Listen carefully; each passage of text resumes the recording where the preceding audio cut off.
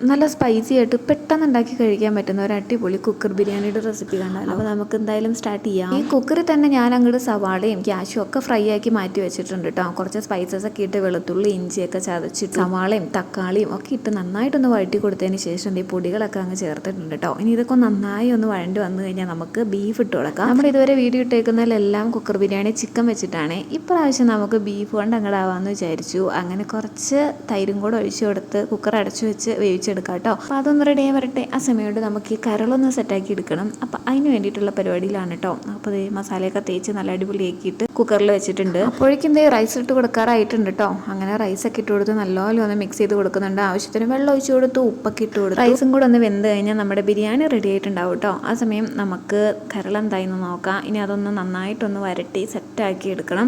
അപ്പോൾ അതിനുവേണ്ടി ഞാൻ ഒരു ചട്ടി വെച്ചിട്ടുണ്ട് കേട്ടോ. കടുകൊക്കെ മുപ്പിച്ച് സവാളയ്ക്ക് ഇട്ട് കൊടുത്ത് ഇനി പൊടികളൊക്കെ എന്തെങ്കിലുമൊക്കെ ചേർക്കണം എന്നുണ്ടെങ്കിൽ അതൊക്കെ ഇടാം. പിന്നെ അതേ തേങ്ങാക്കൊത്തൊക്കെ ഇട്ടിട്ടുണ്ട്. അതൊക്കെ ഇട്ട് നല്ലപോലെ ഒന്ന് മിക്സ് ചെയ്ത് കൊടുത്തിട്ട് നമുക്ക് വേവിച്ച് വെച്ചേക്കുന്ന കരളിട്ട് കൊടുക്കാം. അപ്പോഴേക്കും നമ്മുടെ ബിരിയാണി അടിപൊളിയായിട്ട് അവിടെ റെഡി ആയിട്ടുണ്ട് കേട്ടോ.